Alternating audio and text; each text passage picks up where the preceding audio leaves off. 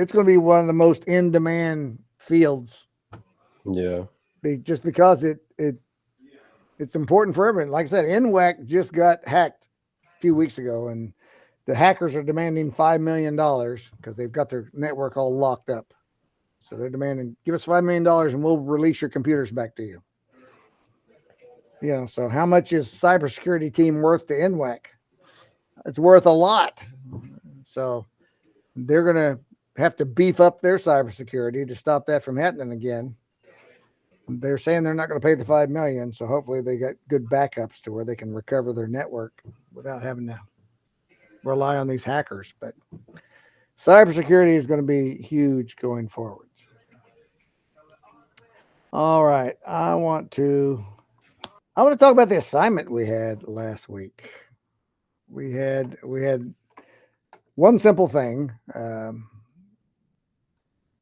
I had an email that was actually received by my wife here at the school last April. And so if you did this, you got 10 points. Didn't matter if you noticed everything or as long as you gave me something, you got 10 points. So that means you got 100% in the class right now. If you haven't done it, you should you got a 0 in the class right now. All right. So I want to talk about this a little bit. I'm going to make it a little bigger. All right. So if you got this email or saw this email or a friend got this email and said, hey, look at this email I got. You think this is legit or is this a scam? So what are some indications that this email is a scam? Of course, other than the fact that you never placed the order. Because if you get this in your email and you're like, oh, look, this is the PayPal. It says you ordered item number 495TH388. It says the product is this 4 terabyte solid state. It's a hard drive for your computer. It's a hard drive. It's a 4 terabyte hard drive. It says quantity 1, rate $442. This is from a PayPal invoice receipt. It says, thanks for your order, et cetera, et cetera. So looking at that, why would you think this might not be legit other than the fact that you never ordered it? Because of the emails don't match up. That's the first indication. You got from Anna Rivera, but this is Hayden Raymond, 462 at Gmail. So that's very fishy right off. Very, very fishy when this actually has a name in the email account, but it doesn't match the name it's from. So that's a big indication a lot of times to be very suspicious of an email if the email looks like it's someone totally different. And not necessarily unusual to get from a Gmail because maybe you bought it from a person on eBay or bought it from someone on Facebook Marketplace or some other site. So maybe you did buy it from a person rather than a business. But generally, you'd also expect a business email, not Gmail. You see anything else? Anybody? I'll open the chat so I can see if you type something in the chat as well. Anything else you get suspicious about? Hello, Mr. Granderson. He's here this morning.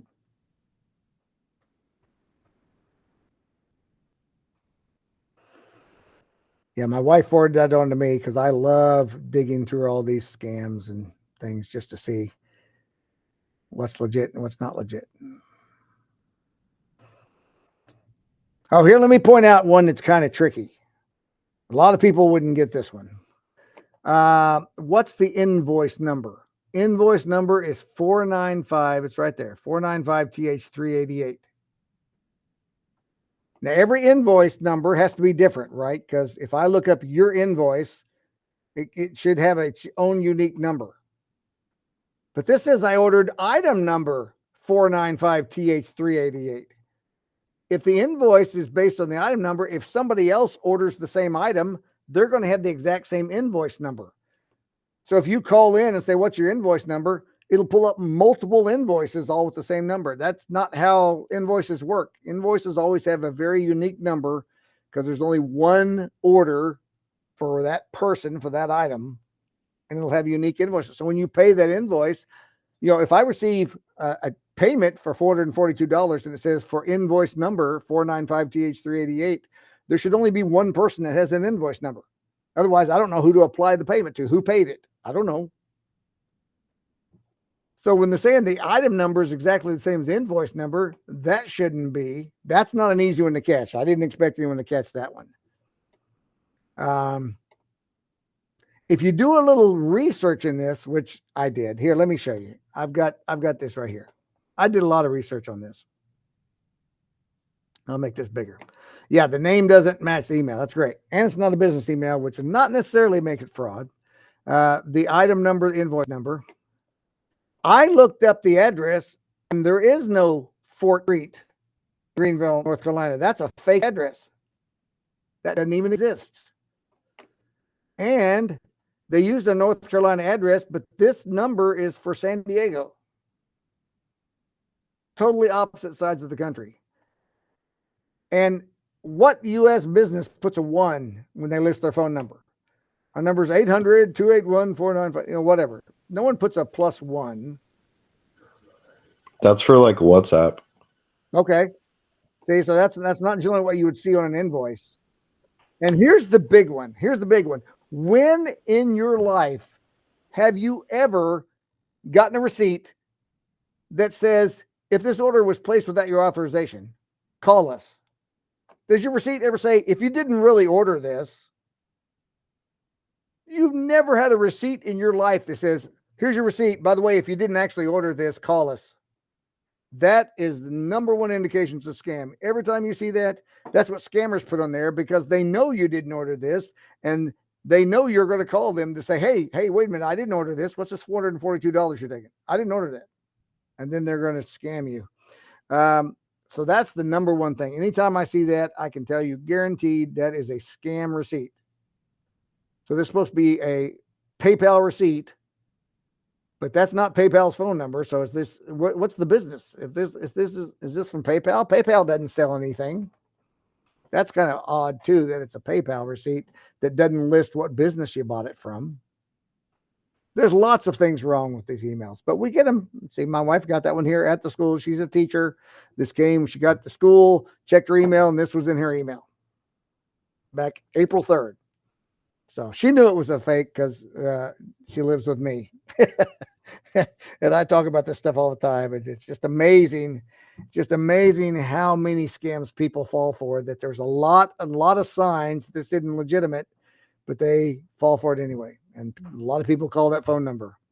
I tried calling that phone number and I actually couldn't get through because I think it's a Google Voice number and their computer wasn't on at the time. They weren't using Google Voice and it would not complete the call.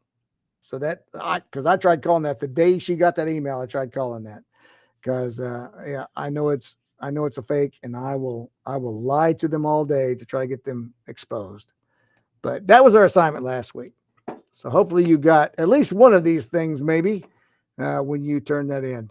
So, all right, let's go look at Buzz. So we're going to have one lesson each week. Let's look at the Cybersecurity 0A lesson. Now, I want to show you first off on Buzz. If your Buzz looks like my Buzz here on the screen, that may cause you some problems. There may be some stuff you cannot see. So here's what I recommend. If yours looks like this, if you click on your name up in the corner, there's this menu that pops open. It says choose theme. Choose theme. And you can go there. And right here, there's a little drop down light color scheme. Change it to light color scheme. And then you can choose whatever color you want to be the highlight. But when I save that, oh, this is so much easier to see. Having the light background instead of the dark background. So just a tip, you can go up here and change your theme. You can choose whatever color. I chose the red. That's why the top of my screen is red. But yeah, you can choose any of these colors you want. But Yeah, there you go. So change your theme to a light color theme and it'll make it a lot easier. All right, let's look at module 1. This is where we're going to be starting. If we go to our grade screen, we can see that this week we have the first lesson, and we'll have 2 lessons next week. We don't often have 2, but we're going to do intrusion and cyber attacks, and then we'll do defense mechanisms, and then we're going to do the career connection and discussion-based assessment, but that is a little something different. We'll talk about the discussion-based assessment when we get there, but that's basically where you and I are going to talk about this module and see what you learned, and you will get a grade based on our conversation. So we'll do that one-on-one. We don't do that as a class. We do that individually. But this week, all we have is lesson 1, maintaining cybersecurity. So let's switch back to the activity screen and look at lesson 1. All right, lovely purple background. Whew. Computer security. Our lives depend on it. Yeah, that's what NWACS learned, and City of Bella Vista also. Computers continuously shape our daily lives. We use computers and digital devices to shop, bank, learn, play games online. Technology has made it possible for almost anyone to use the internet. And our dependence on it makes it an attractive and lucrative target for criminals. And we see news all the time. Achieving and maintaining computer security is a challenge, more challenging all the time. We exchange vast amounts of private information over the internet at lightning speed. And as a result, online users are targeted by thousands of attacks every hour. That is absolutely true. Absolutely true. Back in the spring, I toured the Walmart home office cybersecurity division. I went over there and met with them, and they were talking about how many millions of cyber attacks they face every month. Their network is being attacked all over the world. Hackers from all over the world are trying to break into Walmart's network. And if they can get in there, they can cause Walmart all kinds of problems and demand a lot of money and all that kind of good stuff. So Walmart has got a huge department of cybersecurity people. And most of them, a lot of them are ex-CIA, ex-FBI, ex-law enforcement in some way. But they are computer experts and finance, but they hire a lot of folks out of college also to help with that because it's a big division and it's huge. And yeah, they have millions of attacks every month. So when this says thousands every hour, it's not kidding. I mean, there really are that many attacks going on around the world. We'll look at that one these weeks. There's websites that show all these attacks going on. So large-scale cyber attacks often make headlines, like the NWAC one, right? But many attacks are kept quiet so companies don't lose their credibility. That's true. A lot of them don't want you to know that they've been hacked, and they keep it on the down low. It's important to remember that not only huge companies are targeted by cyber criminals. A lot of times, even individuals can have that problem. Private individuals use thousands of dollars every year. So a personal attack might look something like this. A criminal may sit outside unsuspecting victim's house, right? The victim sends their private bank information to the bank using their Wi-Fi that has a generic password. So the criminal may hack the Wi-Fi and then be able to see everything you're sending online, intercept the banking information, and completely drain the victim's account. Bad thing, but it can happen. Unfortunately, this is not going away. In fact, it's probably going to get worse. It's estimated cyber crimes result in $6 trillion a year in losses. But thankfully, there are trained professionals qualified to mitigate. Click on that, gives you a definition. It means make less severe, less painful, less serious. You can mitigate that. Mitigate these type of crimes. And this is pretty cool. Ethical hacker. So an ethical hacker, sometimes known as a white hat hacker, that's based on the old cowboy films, right? The old cowboy films that had the hero wearing a white cowboy hat and the villain would wear a black cowboy hat. So that's why it's known as a white hat hacker. They're hired by organizations to penetrate the organization's security infrastructure and find weaknesses. Like, wow. They use the same techniques as black hat hackers, but with the intent to strengthen security. So basically what that means is they are hired, like Walmart may hire someone. We want you to hack our system. You're like, what? Why would Walmart do? They says hack our system, but when they hack it, if they're able to get in there, they don't do anything. They report it back to Walmart and say, okay, I was able to hack your system. Here's how I got in. Here's how I got in. So then Walmart can go fix that loophole, right? They can go fix that problem. So that's known as a ethical hacker or white hat hacker that companies will hire to go in and help them find out where there's a hole. It's like, like you say, try to break into my house. And then, oh, there's a window that was unlocked. I didn't know that. Thanks for letting me know. So the average annual salary starts at $91,000 a year for ethical hackers. There's also information security analysts. So they're responsible for monitoring potential security breaches. They develop and install software and firewalls that can be used as security measures to protect. $71,000 a year. So they help develop firewalls and keep attacks out. Let's see, penetration tester, vulnerability analyst. These professionals take a proactive approach to testing an organization's computer network system. They infiltrate the existing system to discover flaws, but they're usually employees. It's not like the white hat hacker that's really an outside person. It's not part of the business. This is usually people inside the business that try to break into the system through other ways than legally logging in. So they use network penetration testing, social engineering penetration testing. If you have a Facebook page of your organization, could someone actually use Facebook to go in through a back door into your network? Database penetration testing, web application penetration testing, to name a few. $82,000 a year. Digital forensics analyst. Now, this is, sadly, when you have a forensic analyst, that means there's already been a problem. They're trained to retrieve digital evidence from various digital assets used in conducting a cybercrime, and they usually work with law enforcement agents. Yes, over at when I met with Walmart, we talked with several of their forensics analysts, and their job is after a cybercrime has happened at one of their locations, if someone's done something, they go in, they get in all the computers, they pull out all the data, they see if they can figure out how the person made it into the computer.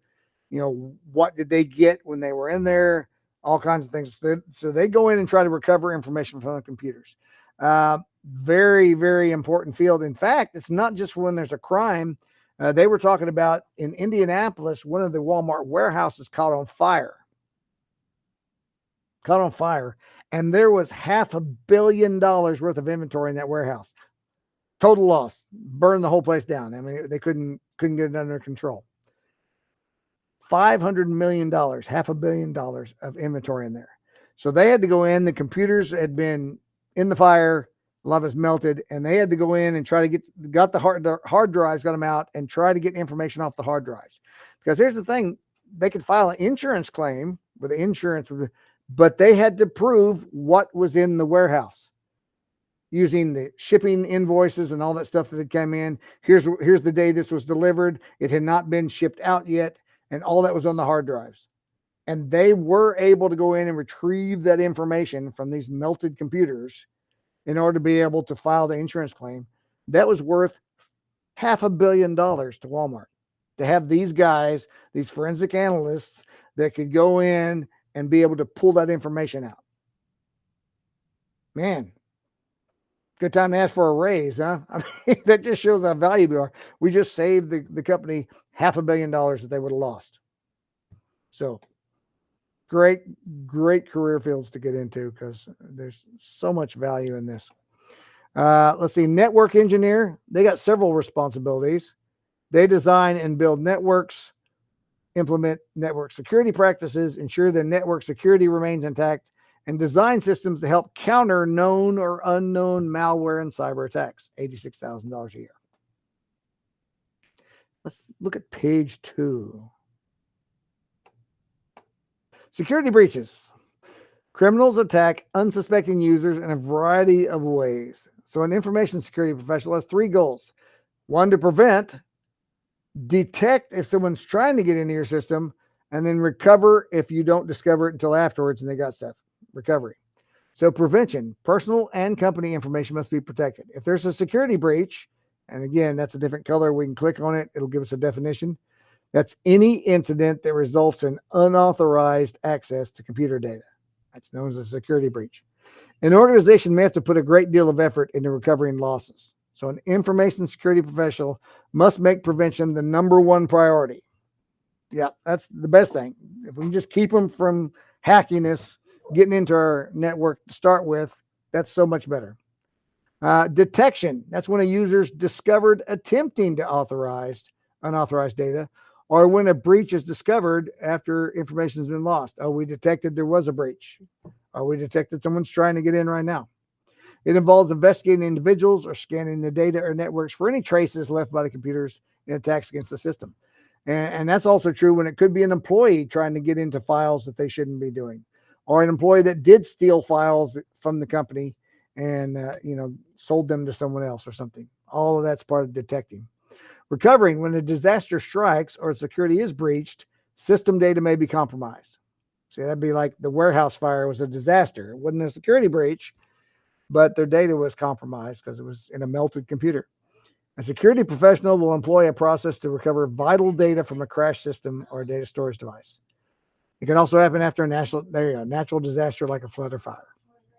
Did you know the FBI's Internet Crime Complaint Center, IC3, Internet Crime Complaint Center, created the Recovery and Investigative Development, the RAID team, in 2019 to partner with financial and law enforcement investigators to dismantle money mule organizations. So it's made up of two groups, the Recovery Asset Team and the Money Mule Team. While the RAT, Recovery Asset Team, is primarily focused on financial recovery, the MMT performs research on previously unknown targets to develop new investigations. So in 2019, they recovered $300 million lost through online scams for a 79% return rate of reported losses. Yeah, there's lots of money mule activity out there, and some of them people don't even know they're mules, but most of them do. And so that's what this FBI has developed to get, because a lot of times these hackers and scammers will scam you on money.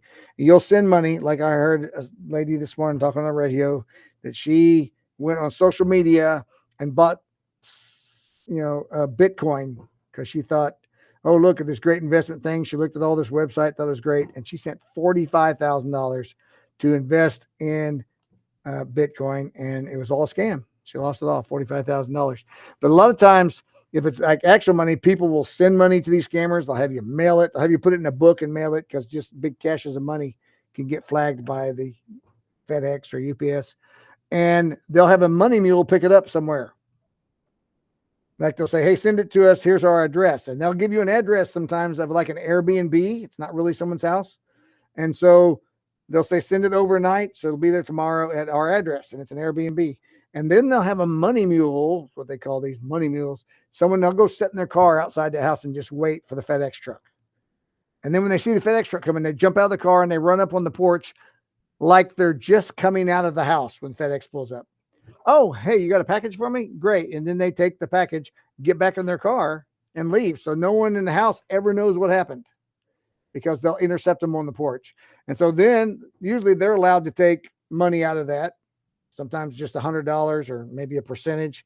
And then they take the rest of the money and they deposit it in some account for the hackers, or they mail it to the hackers directly or something. But they're known as a money mule because they're the go-between guy to take the money from the people who've been scammed and send it to the people who scammed them. And they get a commission off that. They get some money. And most of those know that some of them are kind of tricked into thinking it's a legitimate business. Hey, I work in this business and I want you to just collect the money for me, and you can have $100 every time and just forward it on.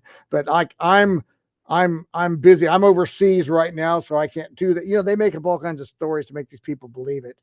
And or say, or my mother's dying and I'm at my mom's. I don't have time to deal with this. So if you can just collect the money for it, I'll give you a commission, and then you forward it on to me. And some people don't even know they're money mules, and they're part of a big illegal operation. I always get suspicious when people tell you they have some business like that where, oh yeah, I just collect the money for these people and send them. Well, that usually needs some investigation. You could end up in jail as a money mule. Page 3. Face the consequence. What are the potential consequences of security breaches? So a security breach for a business can be devastating, especially if it was avoidable or if it put customer data at risk. loss of customer confidence, negative press, associated identity theft, potential customer views toward a company could all be negatively impacted. Target had a breach back in 2011 or 12, 13, somewhere around there, where like 4 million of their customers' information, like names and credit card information, was stolen from Target by an online security breach. Some hacker got in there, and I haven't shopped there since because mine was one of them that got stolen, and people are using those credit cards, so I had to cancel that credit card. So check out some long-term complications. Possible consequences: loss of customer trust. That's what I'm saying. I haven't been to that Target since. Financial losses, ruined business reputation. There you go. Regulatory fines. If there was stuff you should have been doing that you wasn't, the government can fine you because you didn't take these normal precautions to protect your customers' information. So if you let your customers' information get stolen, you can be fined by the government for doing that. Falling share prices, right? If you have stock, if you're a publicly traded company, your stock may drop. Maybe they stole trade secrets about your company and they may sell it to your competitors. Compromise the customer's data. Big things there. Did you know in 2017, Equifax is one of the credit monitoring places. If you want to know your credit score, you can contact Equifax. This is where all the companies report your credit to Equifax. One of the 3 largest consumer credit reporting agencies announced a data breach exposed the personal information of 147 million people. The company agreed to a global settlement with the FTC, Consumer Financial Protection Bureau, and 50 U.S. states and territories, and they have $425 million to help people affected by the breach. My wife was affected in that, and what they did is they paid for credit monitoring for us for like the next 3 years to tell if anyone's using our stolen information illegally. So they had to pay $425 million to give all these people this free monitoring to make sure their data wasn't being used illegally. Very pricey. Cyber criminals love social media. Absolutely. My goodness, I see more stuff on Facebook and places like that than anywhere. It's super easy, fun to stay connected to friends and family on social media, but cyber criminals are all over that. They're probably more active than we are. Here's some tips. Lock down your privacy settings. Why? Check those settings in your social accounts to make sure your phone number and email addresses are not being published. Can anyone just look up your email address? Can anyone just look up your phone number? Consider setting your account to private if you plan to share any personal, non-business related pictures. Use multi-factor authentication. That's just absolutely necessary. Provide your phone number, email address to each platform, so when you log in from somewhere new, it sends you that text message. You have to enter this 6-digit code to prove that it's you, or send it to your email to confirm your identity anytime you log in from somewhere new. So 2-factor authentication can keep your account secure even if your username and password are stolen. Very important. Yeah, about 3 years ago, someone stole my wife's email. An old email she wasn't using anymore, did not have 2-factor authentication on it. And they were able to reset a bunch of her passwords to other places because they would request a new password and it would send it to that email account that they had hacked. And she lost like her Facebook account altogether. She doesn't have it anymore because Facebook has no way to recover that. Be discreet about your whereabouts. Hey, I'm on vacation. I'm on the beach here in Florida today. So criminals go, hey, great. Look, they just posted on me that they're not home. Let's go break in their house. Right? Your vacant home could become a target. Handle passwords with care. Don't store them in your web browser. If your phone's stolen or your laptop is stolen, all those saved passwords can help them get into all your information. Don't use social credentials to sign into third-party sites. Like you can log into our site using your Instagram. No, don't use your Instagram to sign into a different site. Providing your data to third parties adds an increased risk of having your username, password, and other information disclosed, and adds a greater risk. Because now if someone hacks into the other website, they didn't hack into Instagram, but they hacked in another website and got your Instagram information, then they can get in your Instagram and all these other, goes on and on. These shortcuts can be tempting, but it can give new site more information than you want to give it. Avoid and report duplicate friend requests on social media. If you get a request to connect with someone that you know, but you think I'm already connected with that person on the platform, double check your friends list. Oh, yes, I'm already friends with that person. So this must be someone duplicating their account. Let your friend know they might have been hacked. No, they haven't been hacked. If they're sending you another friend request, that means they could not hack the original account. That drives me people when say, hey, don't accept a friend request from me. I've been hacked. It's like, no, if they were hacked, they'd be in the account you're typing that message on. Criminals use bogus accounts cloned. You've been cloned from real users to collect friends and rely on these mutual friends to extend their fake networks. So, all right, page 5. What's the benefits of earning an industry certification? As a cybersecurity expert, there's all kinds of certifications you can get that businesses look for and will hire you very quickly. Are you looking for a way to stand out from the crowd? Do you want to have an edge over your peers on your resume or college app? Earning an industry certification is one way to gain that advantage. So that shows that you have these proven skills, you have the knowledge, you've been tested by leading industry organizations, and you've mastered the most up-to-date skills. So career opportunities, scholarships, special designation, possibly on your diploma, admission to a program at a university because you got the certification. You could get a job promotion or a higher salary due to having certifications like that. So to prepare for a certification exam, you would study some more, review guided notes, review the course material, reach out to any class you have that can earn you a certification because there's classes you can take to earn certifications. Figure out what certification you want, find out what classes you have to take, and your instructor can help you along that as well. Knowledge check. Okay, so here's a little quiz they give you. 4 questions.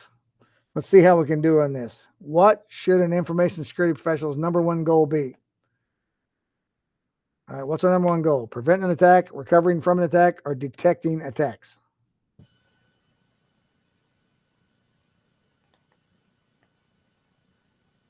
What do you think? You can put it in the chat or you can turn on your microphone. What's your answer? Preventing an attack.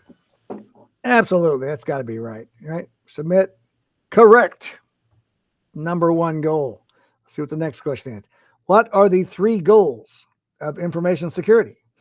Prevention, detection, recovery, protection, deletion, recovery, prevention, concealment, recovery. Well, that one was just from the last page, and we know that it's to prevent, to detect, and to recover. We'll answer that one because that's just like the last question that we had. All right, here's another one for you. Who is trained to receive digital evidence from various digital assets used in conducting a cybercrime? So this is after the crime has happened. Who is going to go investigate, get the evidence, work with the law enforcement? Is that your security analyst? Is that your forensic analyst? Or is that your ethical hacker? Take a guess. Forensic analyst. Absolutely. Forensics, they're the ones that investigate all kinds of crimes. Trained to find evidence. And number 4, which security technique requires a phone number or email address in addition to a username and password in order to log in? 1 factor, 2 factors, or 3 factors? 2 factor. It is 2-factor authentication. Absolutely. All right. Good job, everyone. Page 7 just says read the lesson. Read the lesson, understand the concepts, and take the quiz. So if we go back to the activity page, this is maintaining cybersecurity. This is maintaining cybersecurity, but it's a different icon. This is the lesson. This is the assignment. Start. I'm going to change that. I usually give more than 1 attempt because if you mess something up, I want you a chance to go back and fix it. So Griffin had it with B also. So we have 1, 2, 3, 4, 5 questions this week. Worth 25 points. 5 questions about the lesson we just read. So that's what your assignment is. Like I said, I'll go change that to where you have more than 1 attempt on it. But hopefully you can get it on the first try. Get the grade you want. Next week, as we saw on our grade screen, we'll be doing 2 lessons, intrusion and cyber attacks. So we'll move a little faster. And then just 1 lesson the week after that. So, all right, guys, that's all we got for this week. Like I said, we just have a 45-minute class due to sharing time with programming anyway. But if you got any questions, holler at me. Oh, let me talk about Wednesday. Wednesday is important. Our principal said we're going to meet the first 2 weeks every day, right? So we had the boot camp on that Wednesday. So we did not start meeting until Thursday. So the principal, Miss Scott, she wants us to have class all the way through Wednesday. So we have to have class on Wednesday because that finishes the 2 weeks that she wants us to have class at. But here's something that plays into that. I'm not here Wednesday. I have to go to Little Rock to have my ear checked from after the surgery. It's just check up afterwards. So I have to go to Little Rock. So you still have to attend class, but there's going to be no class. So how do you do that? I'm going to post something in Google Classroom on Wednesday, just like 3 or 4 question assignment that if you answer the questions and submit that, you're present. You're here in class. You made it. Congratulations. If you don't do the Google assignment on Wednesday, you're absent. That's it. It doesn't count for a grade because I'm not asking about cybersecurity. It's basically just saying you have your work turned in. What's your name? If you got your email address. It's just an attendance assignment. Just saying, yes, I came to class and did that.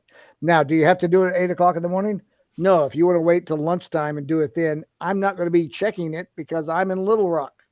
It'll be late in the day before I get back and check that. So you just have to do it on Wednesday, but it doesn't have to be during class time. Any questions on that? I don't want anyone to be counted absent because they didn't understand that. There will be a Google Classroom assignment that we'll post on Wednesday. Just go in. It's a Google form. It won't take you 2 minutes, and you'll be counted as having come to class. All right. As long as you understand that, you're free to go. We'll see you next week. Next week is Labor Day on Monday, so there's no class for anybody. So we will meet on Wednesday instead because Monday we have off. So I will see you guys next Wednesday because it's a B day this Friday. Have a great week.